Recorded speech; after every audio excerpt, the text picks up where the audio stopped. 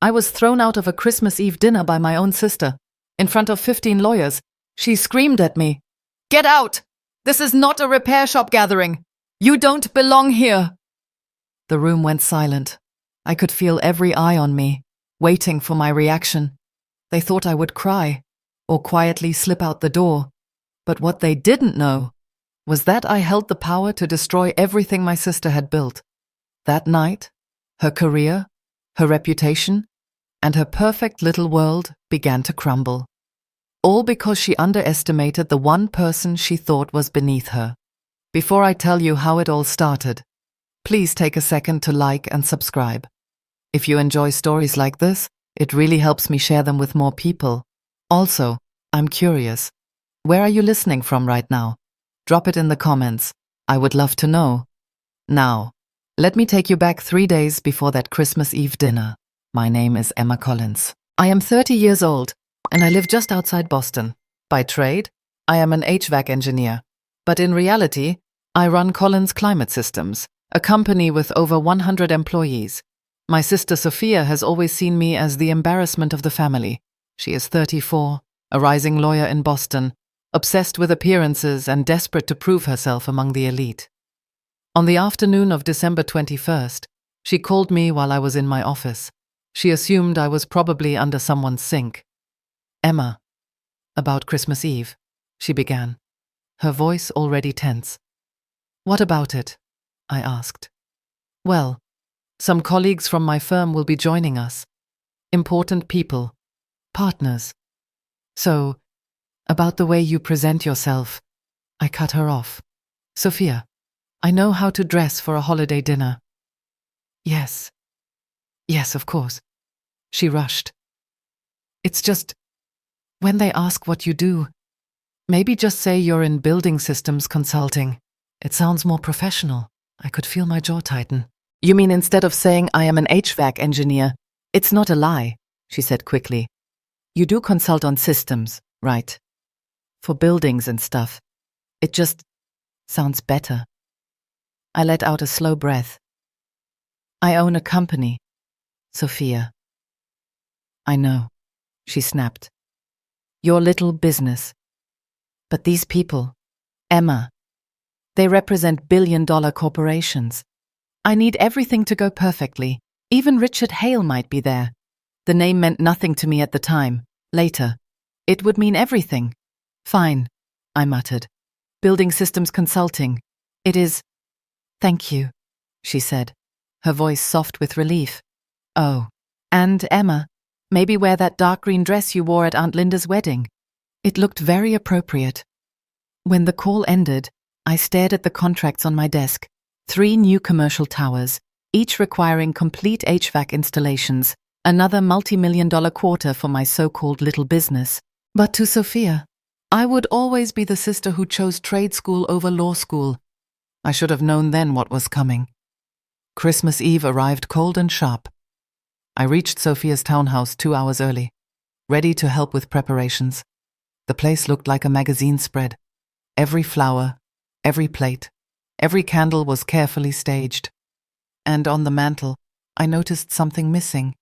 The photo of us at my engineering school graduation had been removed. "You're wearing jeans," was her greeting. "I brought my dress. I'm here to cook, remember?" "Well, some guests may arrive early," she said nervously, glancing at the door. "Maybe you should change now." I nodded silently and carried my bag upstairs. As I zipped up that green dress, I heard her in the living room, adjusting the table, repositioning chairs, and laughing nervously at her own reflection. She wasn't just hosting dinner. She was auditioning for a life she desperately wanted, and she thought I would ruin it. Sophia always acted like she built her life on her own. What nobody at that dinner table knew was that everything she had, every degree on her wall, every designer shoe in her closet, had been paid for by me. Let me take you back 7 years. Our dad was a construction worker. He worked himself to the bone, climbing ladders, hauling pipes, coming home covered in dust. He got sick after a fall on the job, and the stress broke him faster than the doctors could fix him. On his last night, he held my hand and whispered, "Take care of your sister. She is smart, But she is fragile. She needs you. Emma. I promised him I would. At the time, Sophia was drowning in debt during her first year at Harvard Law. Tuition alone was crushing. She was about to quit. I could not let that happen. So I sold my old truck. I cashed out what little savings I had. I took extra shifts in dangerous industrial sites where the pay was high but the risk was higher. And with that, I quietly opened an education trust fund in her name. Every month, $3,300 left my account. Rent, tuition, books, bar exam fees, even deposits for her apartments. She thought it was some forgotten inheritance from our dad. She never asked questions, and I never corrected her. Why would I? She was my sister, and I made a promise, but keeping that promise nearly broke me. There were nights I came home too tired to eat, falling asleep with steel-toed boots still on my feet. There were weekends I skipped birthdays, weddings, and vacations because I had to work 18-hour shifts. I lost friends, I lost relationships, I almost lost myself. But I never missed a single payment. Sophia, meanwhile, strutted through life like a queen. She posted photos of brunches in Manhattan, nights out with her colleagues, shopping trips in Paris when she studied abroad. She called me sometimes, laughing about her law professors, never once wondering how she afforded all of it. I swallowed my pride, smiled, and told her I was proud, because I was, or at least I wanted to be. But here is the truth. 7 years of sacrifice can turn into 7 years of resentment. And resentment has a way of building up, like pressure inside a sealed pipe. You can ignore it for a while, but sooner or later, it bursts. That Christmas Eve was the night everything burst. When Sophia ordered me to hide who I was, it was not just about image. It was about her shame, her complete rejection of the very roots that carried her this far. And what cut deepest was knowing that while she laughed with her partners about mergers and billion-dollar deals, I was the one who paid for every textbook, every exam, every bite of food she ever ate in those years. Do you see why her words cut like a knife? Do you see why my silence that night was not weakness, but calculation? Because I knew, once the truth came out, Sophia would lose far more than face. She would lose everything. And the first crack in her perfect image came the moment she introduced me to the most powerful man in the room. Richard Hale. Richard Hale. The name landed in the air like a weight. Sophia's boss. Senior partner of her firm. The kind of man who could make or break a lawyer's career with a single glance. He stepped into the living room, tall and sharp-eyed, the kind of presence that made everyone adjust their posture. Sophia practically glowed when she introduced him. Richard, this is my sister Emma. She works in the technical sector. Her smile was wide, but her eyes screamed at me to play along. Technical sector, Richard repeated slowly, his gaze fixed on me. That sounds interesting. What exactly do you do? Before I could answer, Sophia cut in. She does small repairs, HVAC systems, residential mostly. Then came her fake laugh. She likes to call it a company. But it's really just a little shop. I could feel the burn crawl up my neck. My fingers tightened around my glass, but I stayed calm, because Richard's eyes never left me. And then he said it. Collins Climate Systems. That's you, isn't it? Sophia froze. The smile slipped right off her face. That's just a coincidence, she stammered. My sister just does small jobs. Richard raised one eyebrow. Really? Because Collins Climate Systems just secured the Boston General Hospital project. $60 million over 5 years. I met your project manager last month. The room went silent. Fawkes paused in midair. Every lawyer's eyes turned to me. Sophia's face was pale as paper. I set my glass down gently. Yes, I said. That's my company. The silence cracked like glass under pressure. Derek, one of the younger associates, leaned forward. But Sophia said you fix air conditioners. I do, I replied. I also design and manage complete climate systems for hospitals, data centers, commercial towers. We have about 100 employees now. Sophia shot up from her chair. Stop! Just stop embarrassing yourself. Her voice was sharp, desperate. She's exaggerating. These people know what real companies look like. Richard's expression didn't change. Madison, he said slowly, using her formal name. Her company had 60 million in revenue last year. They are one of the largest independent contractors in New England. That is not exaggeration. That is fact. The shock rolled through the room like a wave. Whispers, raised brows, a phone pulled out under the table. Every eye flicking between me and Sophia, she opened her mouth, closed it, opened it again, like a fish gasping on dry land. This is ridiculous, she muttered. She's trying to make me look stupid. Nobody spoke. Nobody defended her. And in that silence, I felt 7 years of sacrifice and humiliation balancing on the edge of a knife. One more push, and everything would fall. Sophia tried again, her voice high and shaky. She's lying. She doesn't run a company. She's just blue collar. That word, blue collar. She spit it out like it was dirt in her mouth. And that was the moment I stopped feeling guilty. Because now, in front of her colleagues, I had the perfect chance to show who she really was. I smiled, leaned back in my chair, and said nothing, because I knew the real storm was only just beginning. I reached down beside my chair and pulled out my leather bag. Sophia's eyes locked on it instantly. Her smile twitched, thin and nervous. "What are you doing?" she whispered. I didn't answer. Instead, I placed a thick envelope right in the center of the dining table. The golden logo of Collins Climate Systems gleamed under the chandelier. Every lawyer in that room leaned forward just a little. Sophia gave a shaky laugh. "Oh, is that one of your work invoices? Going to bill me for dinner? Emma." Her voice cracked on the last word.